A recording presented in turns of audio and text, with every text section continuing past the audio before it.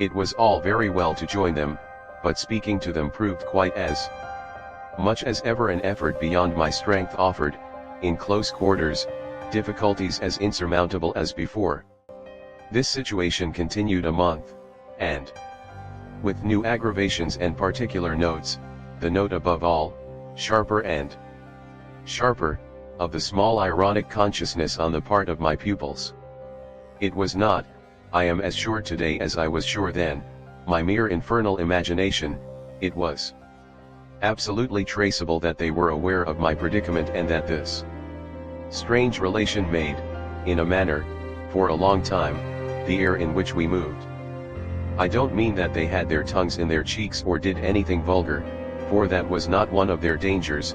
I do mean, on the other hand, that the element of the unnamed and untouched became, between us, greater than any other, and that so much avoidance could not have been so successfully effected without a great deal of tacit arrangement.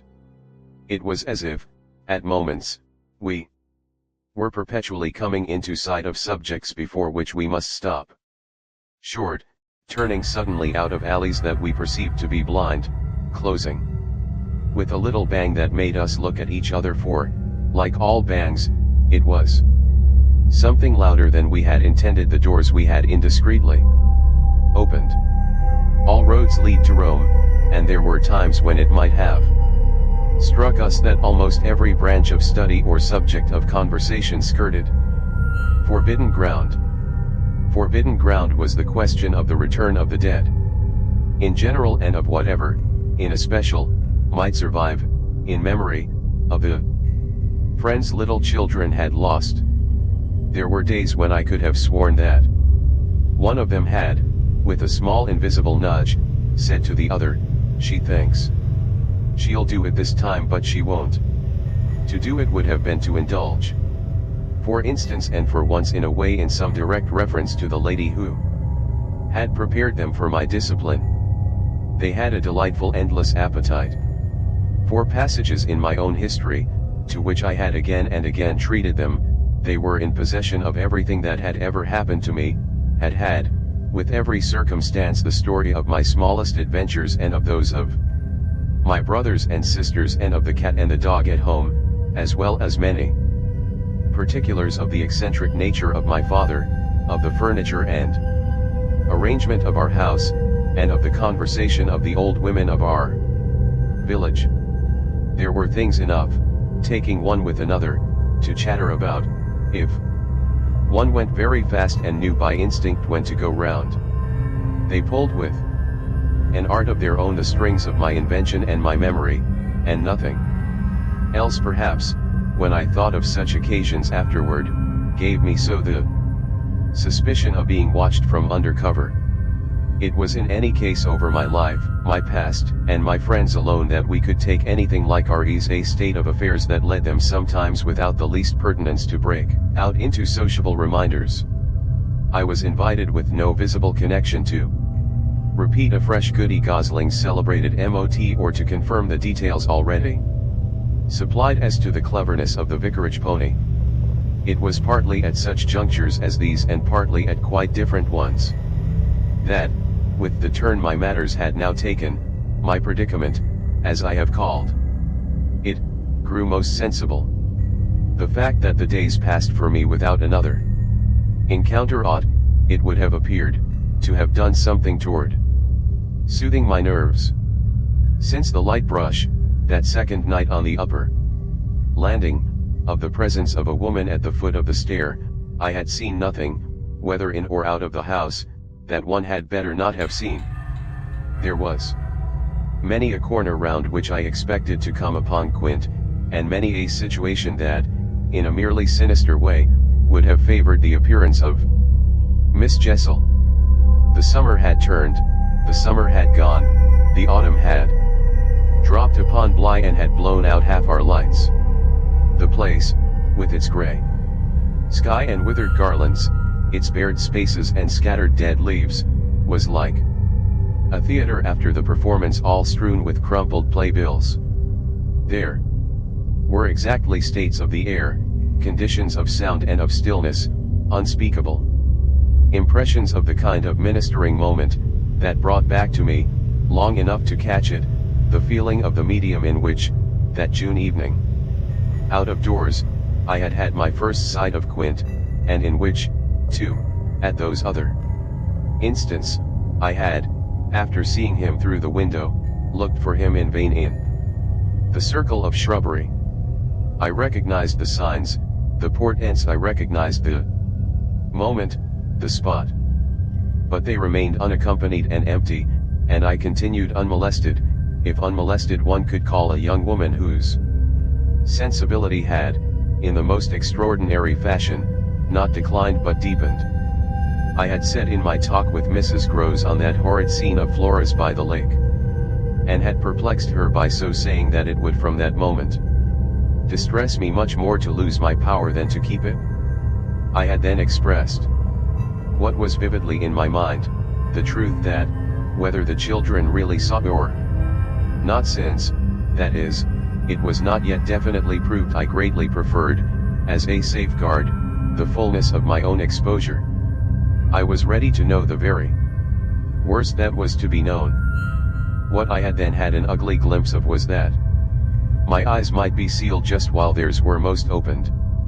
Well, my eyes were sealed, it appeared, at present, a consummation for which it seemed blasphemous not to thank God. There was, alas, a difficulty about that. I would have thanked him with all my soul had I not had in a proportionate measure this conviction of the secret of my pupils.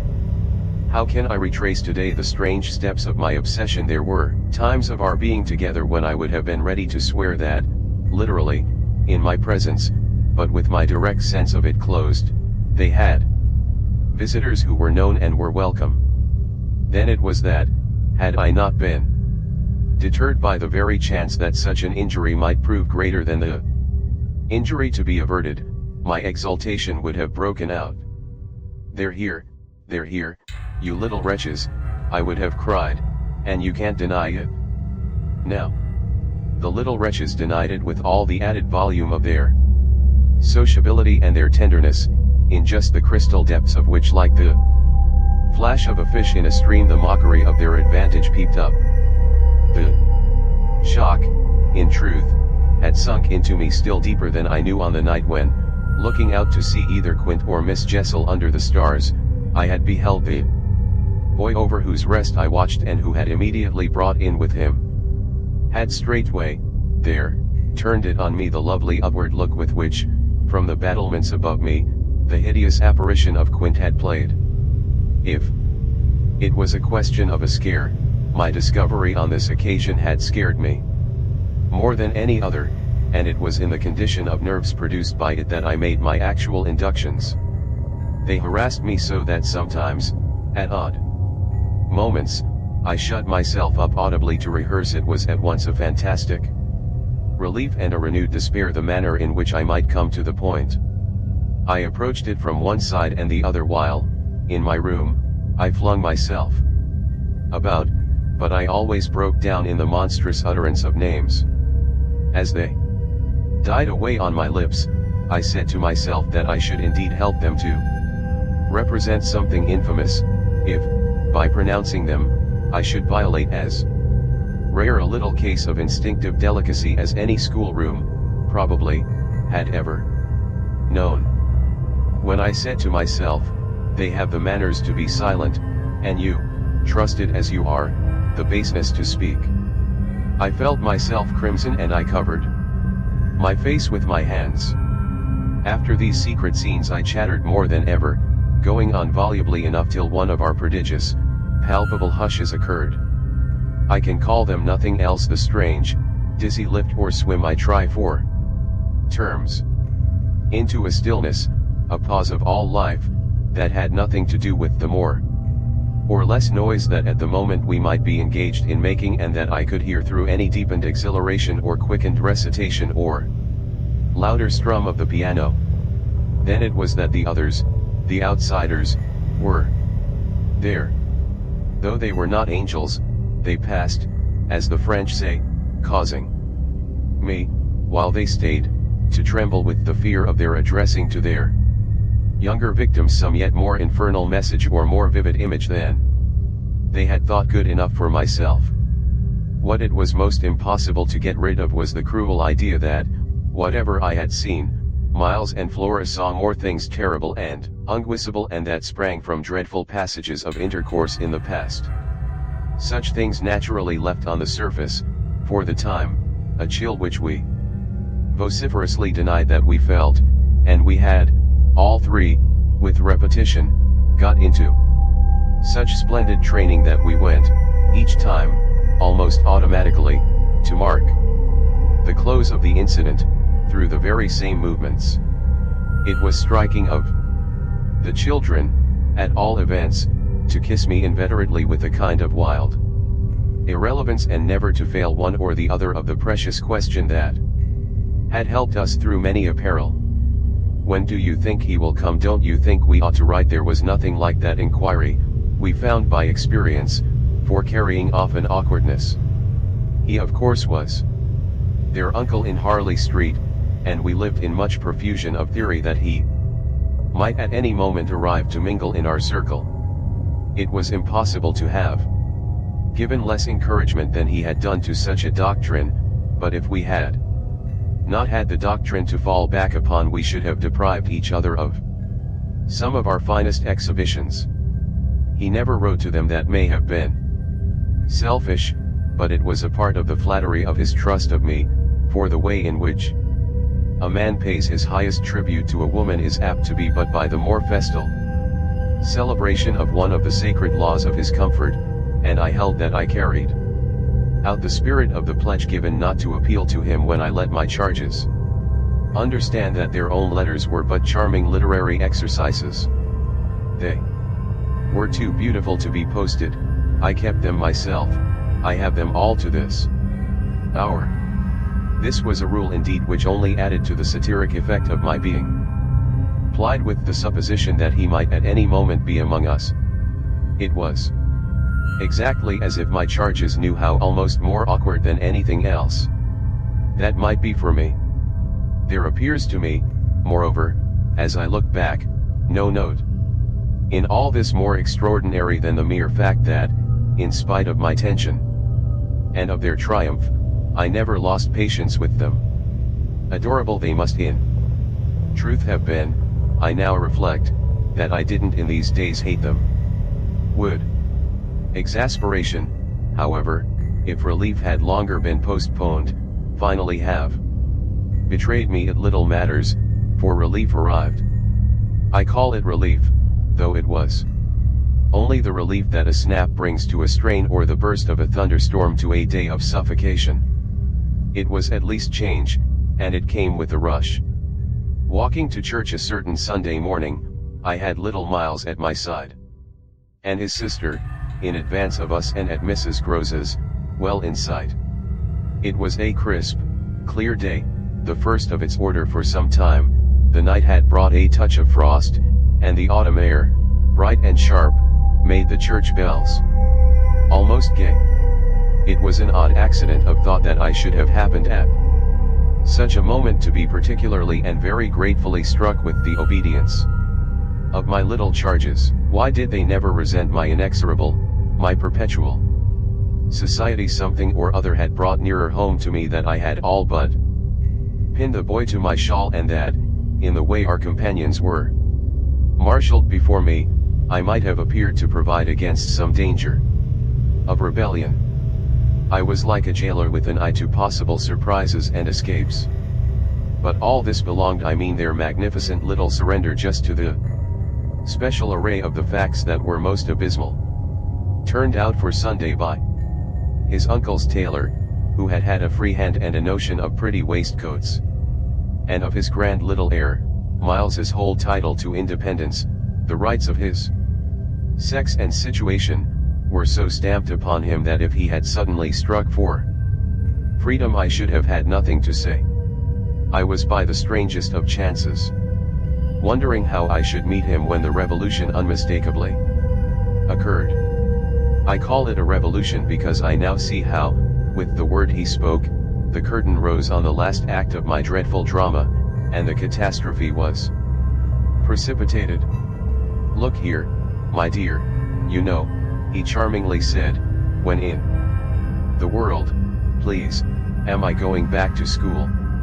Transcribed here, the speech sounds harmless enough, particularly as uttered in the sweet, high, casual pipe with which, at all interlocutors, but above all at his eternal governess, he threw off intonations as if he were tossing roses. There was something in them that always made one catch, and I caught, at any rate, now so effectually that I stopped as short as if one of the trees of the park had fallen across the road.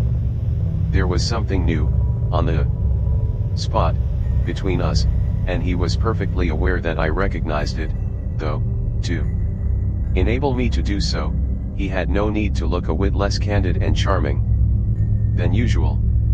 I could feel in him how he already, from my at first finding nothing to reply, perceived the advantage he had gained.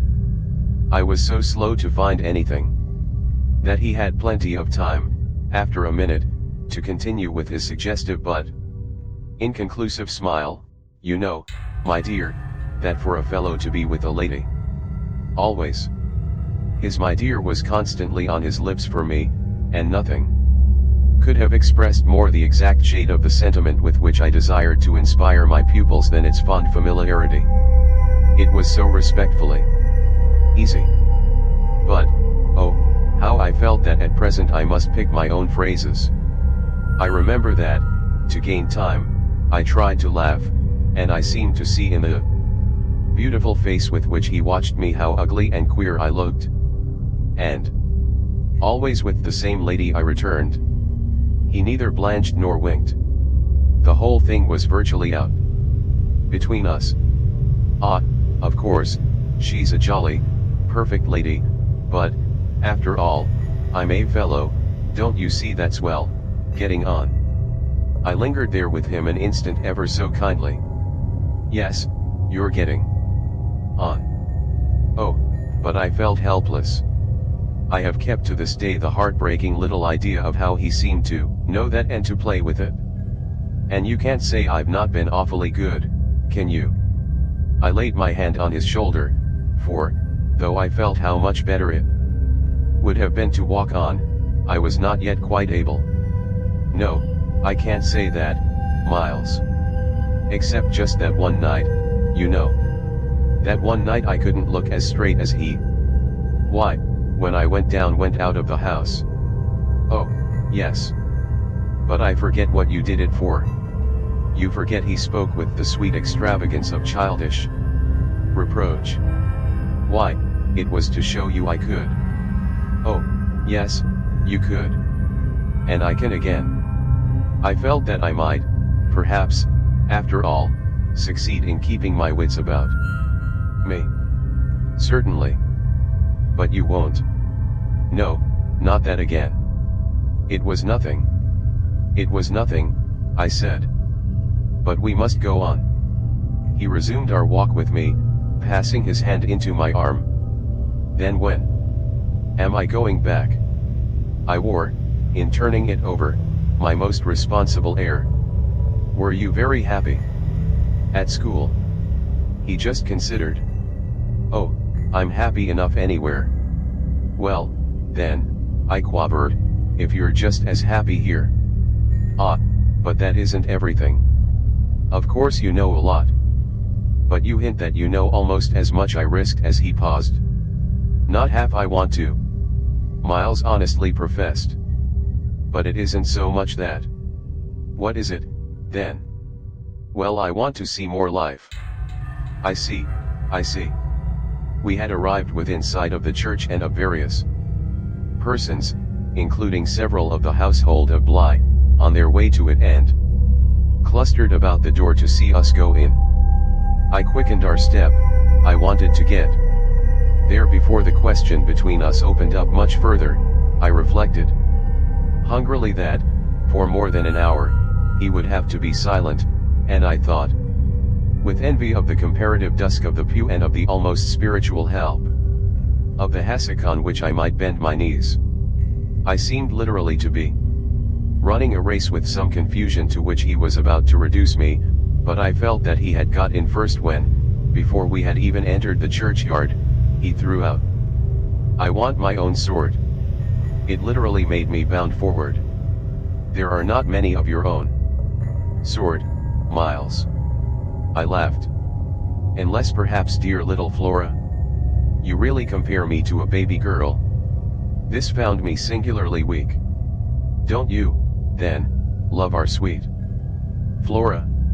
If I didn't, and you, too, if I didn't," he repeated as if retreating for a jump, yet leaving his thought so unfinished that, after we had come into the gate, another stop, which he imposed on me by the pressure of his arm, had become inevitable. Mrs. Groves and Flora had passed into the church, the other worshippers had followed, and we were, for the minute, alone among the old, thick graves. We had paused, on the path from the gate, by a low, oblong, table-like tomb. "Yes, if you didn't." He looked, while I waited, at the graves. "Well, you know what?" But he didn't move, and he presently produced something that made me drop straight down on the stone slab, as if suddenly to rest. "Does my uncle think what you think?" I markedly rested. "How do you know what I think?" "Ah, well, of course I don't, for it strikes me you never tell me." "But I mean, does he know?" "Know what, Miles?" "Why, the way I'm going on." I perceived quickly enough that I could make, to this inquiry, no answer. That would not involve something of a sacrifice of my employer. Yet it appeared to me that we were all, at Bly, sufficiently sacrificed to make that venial. "I don't think your uncle much cares." Miles, on this, stood looking at me. "Then don't you think he can be made to?" "In what way?" "Why, by his coming down." "But who'll get him to come down?" "I will," the boy said with extraordinary brightness and emphasis. He gave me another look charged with that expression and then marched off alone into church. The business was practically settled from the moment I never followed him. It was a pitiful surrender to agitation, but my being aware of this had somehow no power to restore me. I only sat there on my tomb and read into what my little friend had said to me the fullness of its meaning, by the time I had grasped the whole of which I had also embraced, for absence, the pretext that I was ashamed to offer my pupils and the rest of the congregation such an example of delay. What I said to myself above all was that Miles had got something out of me and that the proof of it, for him, would be just this awkward collapse. He had got out of me that there was something I was much afraid of and that he should probably be able to make use of my fear to gain, for his own purpose, more freedom. My fear was of having to deal with the intolerable question of the grounds of his dismissal from school, for that was really but the question of the horrors gathered behind. That his uncle should arrive to treat with me of these things was a solution that, strictly speaking, I ought now to have desired to bring on, but I could so little face the ugliness and the pain of it that I simply procrastinated and lived from hand to mouth. The boy, to my deep discomposure, was immensely in the right, was in a position to say to me, "Either you clear up with my guardian the mystery of this interruption of my studies, or you cease to expect me to lead with you a life that's so unnatural for a boy." What was so unnatural for the particular boy I was concerned with was the sudden revelation of a consciousness and a plan. That was what really overcame me, what prevented my going in. I walked round the church, hesitating, hovering. I reflected that I had already, with him, hurt myself beyond repair. Therefore I could patch up nothing, and it was too extreme an effort to squeeze beside him into the pew. He would be so much more sure than ever to pass his arm into mine and make me sit there for an hour in close, silent contact with his commentary on our talk. For the first Minutes since his arrival I wanted to get away from him. As I paused beneath the high east window and listened to the sounds of worship, I was taken with an impulse that might master me. I felt, completely, should I give it the least encouragement, I might easily put an end to my predicament by getting away altogether. Here was my chance, there was no one to stop me, I could give the whole thing up, turn my back and retreat. It was only a question of hurrying again, for a few preparations, to the house which the attendants at church of so many of the servants would practically have left unoccupied. No one, in short, could blame me if I should just drive desperately off. What was it to get away? If I got away only till dinner, that would be in a couple of hours, at the end of which I had the acute previsy and my little pupils would play at innocent wonder about my non-appearance in their train. What did you do, you naughty, bad thing? Why in the world, to worry us so and take our thoughts off, too, don't you know? Did you desert us at the very door? I couldn't meet such questions, nor, as they asked them, their false little lovely eyes, yet it was also exactly what I should have to meet. That, as the prospect grew sharp to me, I at last let myself go. I got, so far as the immediate moment was concerned, away. I came straight out of the churchyard and, thinking hard, retraced my steps through the park. It seemed to me that by the time I reached the house I had made up my mind I would fly. The Sunday stillness both of the approaches and of the interior, in which I met no one, fairly excited me with a sense of opportunity. Were I to get off quickly, this way, I should get off without a scene, without a word. My quickness would have to be remarkable, however, and the question of a conveyance was the great one to settle.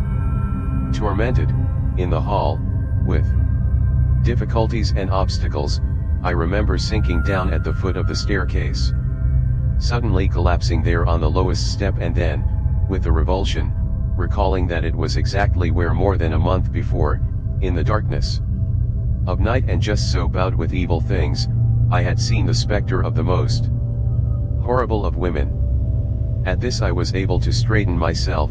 I went the rest of the way up, I made, in my bewilderment, for the schoolroom, where there were objects belonging to me that I should have to take.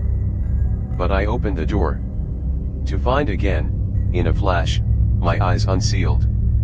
In the presence of what I saw I reeled straight back upon my resistance.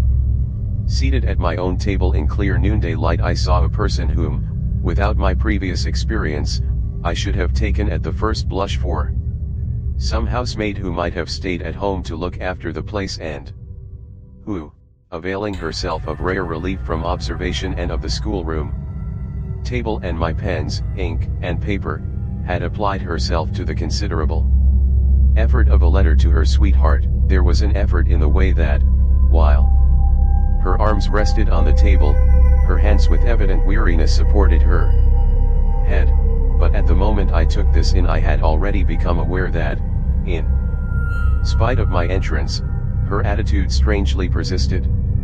Then it was with the very act of its announcing itself that her identity flared up in a change of posture. She rose, not as if she had heard me, but with an indescribable grand melancholy of indifference and detachment, and, within a dozen feet of me, stood there as my vile predecessor. Dishonored and tragic, she was all before me, but even as I fixed and, for memory, secured it, the awful image passed away. Dark as midnight in her black dress, her haggard beauty and her unutterable woe, she had looked at me long enough to appear to say that her right to sit at my table was as good as mine to sit at hers. While these instants lasted, indeed, I had the extraordinary chill of feeling that it was I who was the intruder. It was as a wild protest against it that, actually addressing her, "You terrible, miserable woman," I heard myself break into a sound that, by the Open door, rang through the long passage and the empty house. She looked at me as if she heard me, but I had recovered myself and cleared the air. There was nothing in the room the next minute but the sunshine and a sense that I must stay. I had so perfectly expected that the return of my pupils would be marked by a demonstration that I was freshly upset at having to take into account that they were dumb about my absence. Instead of gaily denouncing and caressing me, they made no allusion to my having failed them, and I was left, for the time, on perceiving that she too said nothing, to study Mrs. Grose's odd face. I did this to such purpose that I made sure they had in some way bribed her to silence, a silence that, however, I would engage to break down on the first private opportunity. This opportunity came before tea. I secured 5 minutes with her in the housekeeper's room, where, in the twilight, amid a smell of lately baked bread, but with the place all swept and garnished, I found her sitting in pained placidity before the fire. So I see her still, so I see her best, facing the flame from her straight chair in the dusky, shining room, a large, clean image of the put away of drawers closed and locked and rest without a remedy. Oh, yes, they asked me to say nothing, and to please them so long as they were there, of course I promised. But what had happened to you? I only went with you for the walk, I said. I had then to come back to meet a friend. She showed her surprise. A friend you? Oh, yes, I have a couple. I laughed. But did the children give you a reason for not alluding to your leaving us? Yes, they said you would like it better. Do you like it better? My face had made her rueful. No, I like it worse. But after an instant I added, did they say why I should like it better? No, Master Miles only said, we must do nothing but what she likes. I wish indeed he would. And what did Flora say? Miss Flora was too sweet. She said, oh, of course, of course. And I said the same. I thought a moment. You were too sweet, too. I can hear you all. But nonetheless, between Miles and me, it's now all out. All out, my companion stared. But what, miss? Everything. It doesn't matter. I've made up my mind. I came home, my dear, I went on, for a talk with Miss Jessel. I had by this time formed the habit of having Mrs. Grose literally well in hand in advance of my sounding that note, so that even now, as she bravely blinked under the signal of my word, I could keep her comparatively firm. A talk? Do you mean she spoke? It came to that. I found her, on my return, in the schoolroom. And what did she say? I can hear the good woman still, and the candor of her stupefaction. That she suffers the torments. It was this, of a truth, that made her, as she filled out my picture, gape. Do you mean, she faltered, of the lost? Of the lost? Of the damned? And that's why, to share them, I faltered myself with the horror of it. But my companion, with less imagination, kept me up. To share them. She wants Flora. Mrs. Grose might, as I gave it to her, fairly have fallen away from me had I not been prepared. I still held her there, to show I was. As I've told you, however, it doesn't matter. Because you've made up your mind. But to what? To everything. And what do you call everything? Why, sending for their uncle. Oh, miss, in pity do, my friend broke out. Ah, but I will. I see. It's the only way. What's out, as I told you, with Miles is that if he thinks I'm afraid to and has ideas of what he gains by that, he shall see he's mistaken. Yes, his uncle shall have it here from me on the spot and before the boy himself, if necessary, that if I'm to be reproached with having done nothing Again about more school. Yes, miss, my companion pressed me. Well, there's that awful reason. There were now clearly so many of these for my poor colleague that she was excusable for being vague. But which? Why, the letter from his old place. You'll show it to the master? I ought to have done so on the instant. Oh, no, said Mrs. Groves with decision. I'll put it before him, I went on inexorably, that I can't undertake to work the question on behalf of a child who has been expelled. For we've never in the least known what Mrs. Groves declared. For wickedness. For what else when he's so clever and beautiful and perfect? Is he stupid? Is he untidy? Is he infirm? Is he ill-natured? He's exquisite, so it can be only that, and that would open up the whole thing. After all, I said, it's their uncle's fault. If he left here such people, he didn't really in the least know them. The fault's mine. She had turned quite pale. Well, you shan't suffer, I answered. The children shan't. She emphatically returned. I was silent a while, we looked at each other. Then what am I to tell him? You needn't tell him anything. I'll tell him. I measured this. Do you mean you'll write? Remembering she couldn't, I caught myself up. How do you communicate? I tell the bailiff. He writes. And should you like him to write our story? My question had a sarcastic force that I had not fully intended, and it made her, after a moment, inconsequently break down. The tears were again in her eyes. Ah, miss, you write. Well, tonight, I at last answered, and on this we separated. I went so far, in the evening, as to make a beginning. The weather had changed back, a great wind was abroad, and beneath the lamp, in my room, with Flora at peace beside me, I sat for a long time before a blank sheet of paper and listened to the lash of the rain and the batter of the gusts. Finally I went out, taking a candle, I crossed the passage and listened a minute at Miles's door.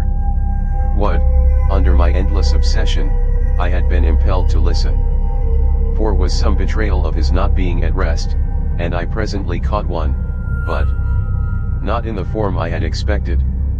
His voice tinkled out. I say, you there, come in. It was a gaiety in the gloom. I went in with my light and found him, in bed, very wide awake, but very much at his ease. Well, what are you up to? He asked with a grace of sociability in which it occurred to me that Mrs. Groves, had she been present, might have looked in vain for proof that anything was out. I stood over him with my candle. How did you know I was there? Why, of course I heard you. Did you fancy you made no noise? You're like a troop of cavalry. He beautifully laughed. Then you weren't asleep? Not much. I lie awake and think. I had put my candle, designedly, a short way off, and then, as he held out his friendly old hand to me, had sat down on the edge of his bed. What is it? I asked, that you think of? What in the world, my dear, but you? Ah, the pride I take in your appreciation doesn't insist on that. I had so far rather you slept.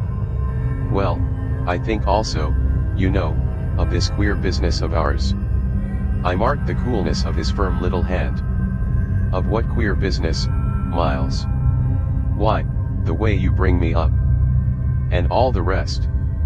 I fairly held my breath a minute, and even from my glimmering taper, there was light enough to show how he smiled up at me from his pillow. What do you mean by all the rest? Oh, you know. I could say nothing for a minute, though I felt, as I held his hand and our eyes continued to meet, that my silence had all the air of admitting his charge. And that nothing in the whole world of reality was perhaps at that moment so fabulous as our actual relation. Certainly you shall go back to school, I said, if it be that troubles you. But not to the old place, we must find another, a better. How could I know it did trouble you, this question, when you never told me so, never spoke of it at all? His clear, listening face, framed in its smooth whiteness, made him for the minute as appealing as some wistful patient in a children's hospital, and I would have given, as the resemblance came to me, all I possessed on earth really to be the nurse or the sister of charity who might have helped to cure him. Well, even as it was, I perhaps might help. Do you know, you've never said a word to me about your school? I mean the old one, never mentioned it in any way. He seemed to wonder, he smiled with the same loveliness. But he clearly gained time, he waited, he called for guidance. Haven't I? It wasn't for me to help him, it was for the thing I had met. Something in his tone and the expression of his face, as I got this from him, set my heart aching with such a pang as it had never yet known. So unutterably touching was it to see his little brain puzzled and his little resources taxed to play, under the spell laid on him, a part of innocence and consistency. No, never from the hour you came back. You've never mentioned to me one of your masters, one of your comrades, nor the least little thing that ever happened to you at school. Never, little Miles, no, never. Have you given me an inkling of anything that may have happened there? Therefore you can fancy how much I'm in the dark. Until you came out, that way, this morning, you had, since the first hour I saw you, scarce even made a reference to anything in your previous life. You seemed so perfectly to accept the present. It was extraordinary how my absolute conviction of his secret precocity, or whatever I might call the poison of an influence that I dared but have to phrase, made him, in spite of the faint breath of his inward trouble, appear as accessible as an older person, imposed him almost as an intellectual equal. I thought you wanted to go on as you are.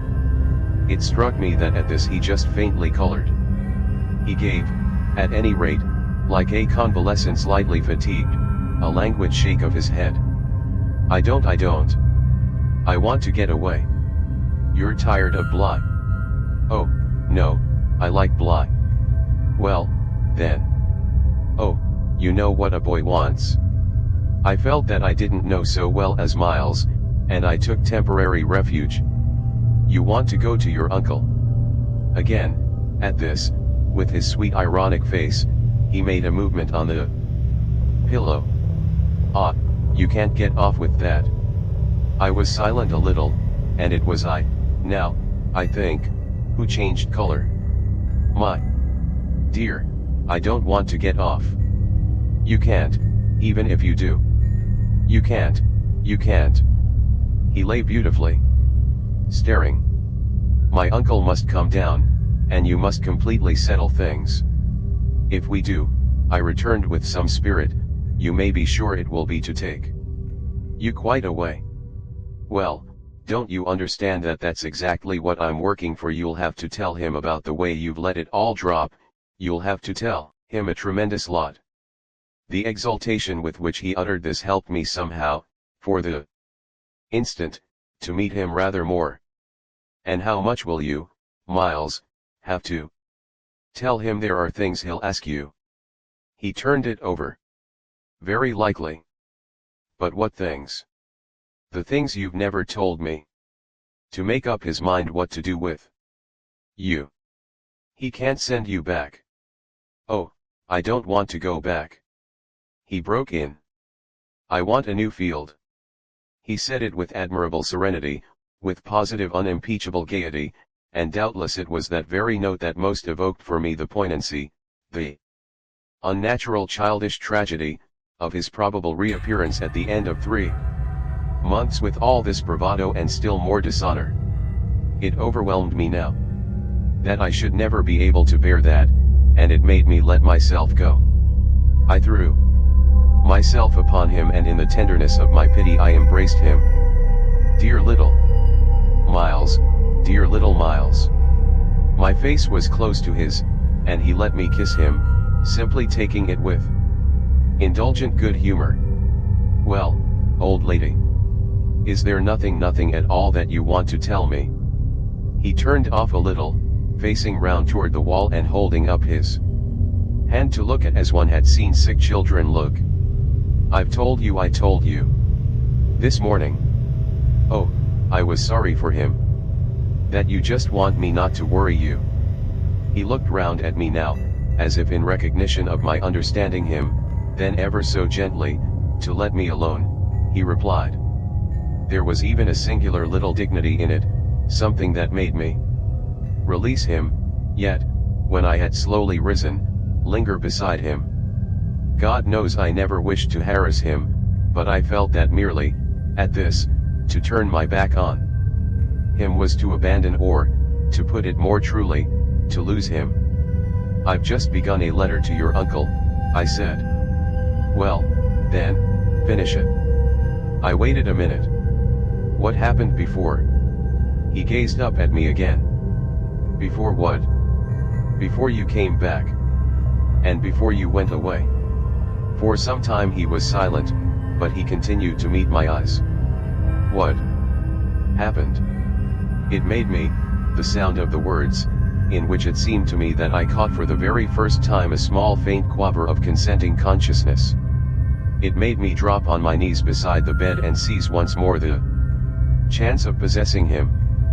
Dear little Miles, if you knew how I want to help you.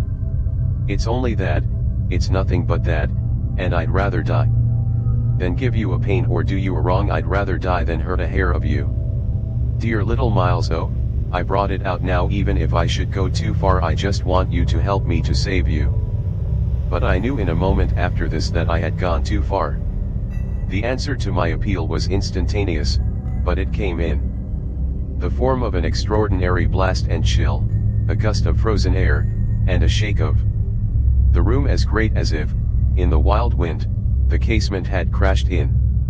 The boy gave a loud, high shriek, which, lost in the rest of the shock of sound, might have seemed, indistinctly, though I was so close to him, a note either of jubilation or of terror. I jumped to my feet again and was conscious of darkness. So for a moment we remained, while I stared about me and saw that the drawn curtains were unstirred and the window tight. "Why, the candles out!"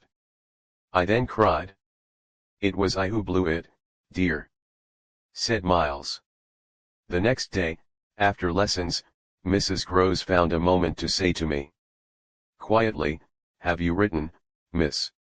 "Yes, I've written. But I didn't add for the hour that my letter, sealed and directed, was still in my pocket. There would be time enough to send it before the messenger should go to the village." Meanwhile there had been, on the part of my pupils, no more brilliant, more exemplary morning. It was exactly as if they had both had at heart to gloss over any recent little friction. They performed the dizziest feats of arithmetic, soaring quite out of my feeble range, and perpetrated, in higher spirits than ever, geographical and historical jokes. It was conspicuous, of course, in Miles in particular, that he appeared to wish to show how easily he could let me down.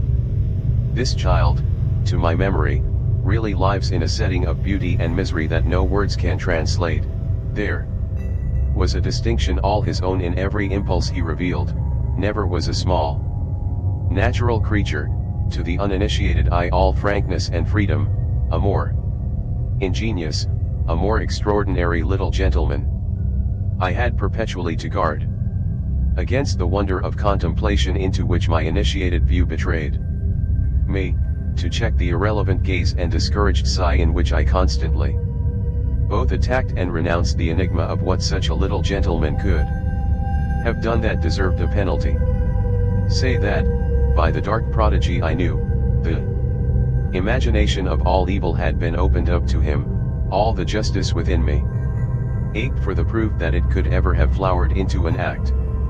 He had never, at any rate, been such a little gentleman as when, After our early dinner on this dreadful day, he came round to me and asked if I shouldn't like him, for half an hour, to play to me.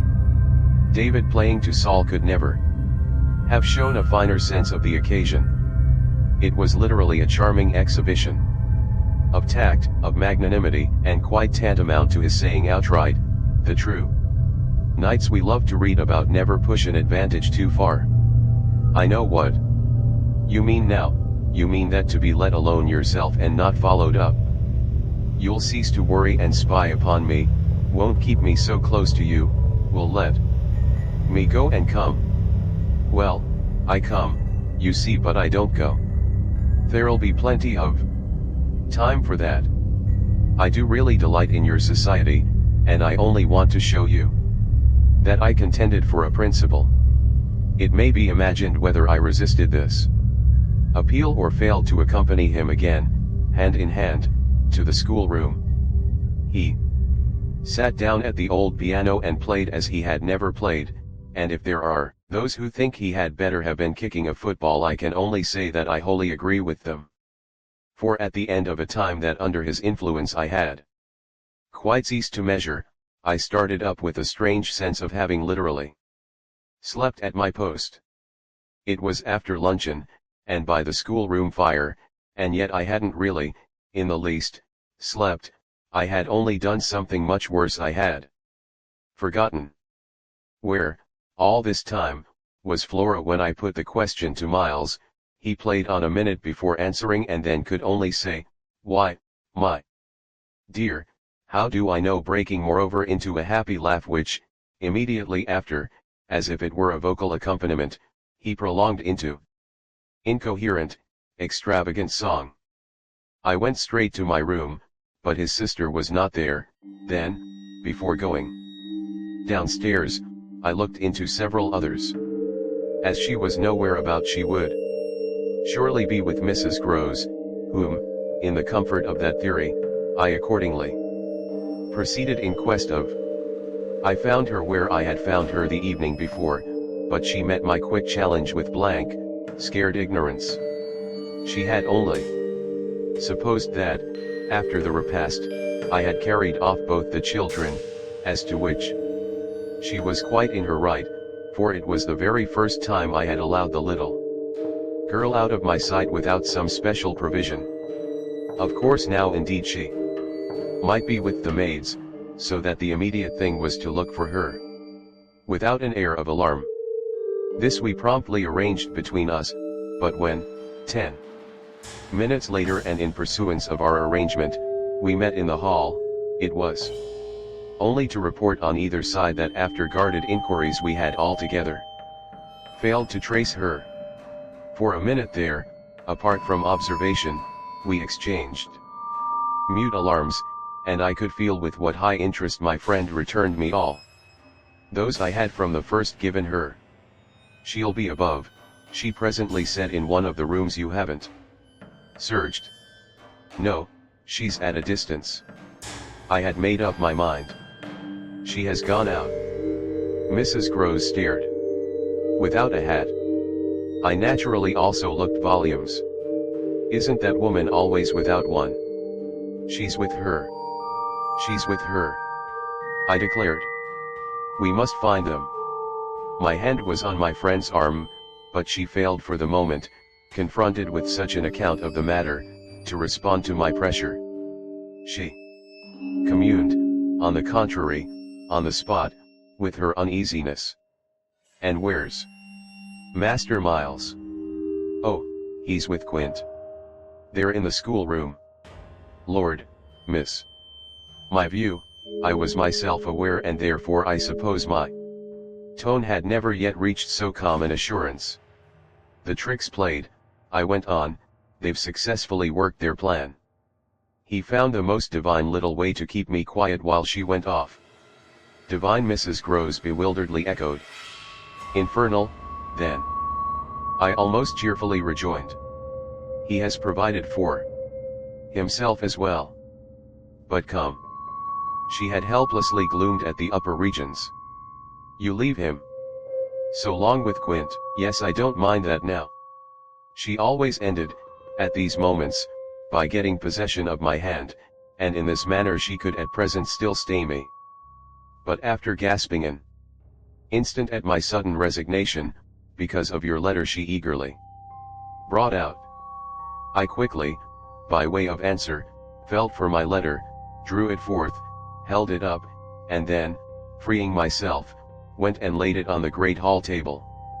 Luke will take it, I said as I came back. I reached the house door and opened it. I was already on the steps. My companion still demurred. The storm of the night and the early morning had dropped, but the afternoon was damp and gray. I came down to the drive while she stood in the doorway. You go with nothing on. What do I care when the child has nothing? I can't wait to dress, I cried, and if you must do so, I leave you. Try meanwhile, yourself, upstairs. Oh, on this, the poor woman promptly joined me.